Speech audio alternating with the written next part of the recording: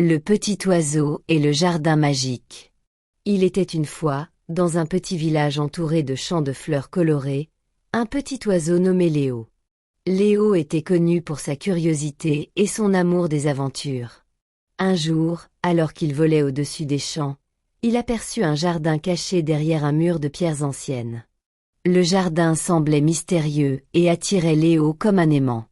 Le jardin magique. Léo décida de s'aventurer dans ce jardin mystérieux. En passant par une petite ouverture dans le mur, il se retrouva au milieu d'une merveilleuse forêt de fleurs géantes. Il y avait des roses rouges, des tulipes jaunes et des violettes bleues qui semblaient danser dans le vent. Au centre du jardin, un grand arbre aux feuilles dorées brillait comme un soleil. Les amis du jardin. Alors que Léo explorait le jardin, il rencontra des créatures magiques. Des abeilles qui chantaient des chansons, des papillons qui jouaient à cache-cache, et même un petit lapin qui lui offrit une carotte dorée. Le lapin s'appelait Félix, et il devint rapidement l'ami de Léo. La quête du trésor. Félix lui parla d'un trésor caché quelque part dans le jardin. Le trésor était un coffre rempli de graines magiques qui pouvaient faire pousser des fleurs partout où elles étaient semées. Mais pour trouver le trésor, Léo et Félix devaient résoudre une énigme.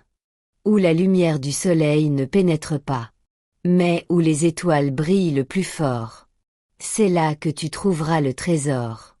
Dans l'ombre de la nuit, sous les étoiles. La solution de l'énigme. Léo et Félix réfléchirent longuement.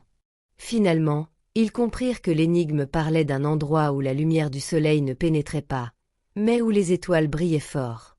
C'était sous un grand buisson qui bloquait la lumière du jour, mais qui laissait voir le ciel nocturne. Le trésor. En creusant sous le buisson, ils trouvèrent le coffre rempli de graines magiques. Avec ces graines, ils plantèrent des fleurs dans tout le village, rendant chaque coin plus beau et plus coloré. La fin de l'aventure. Léo et Félix furent acclamés comme des héros dans le village.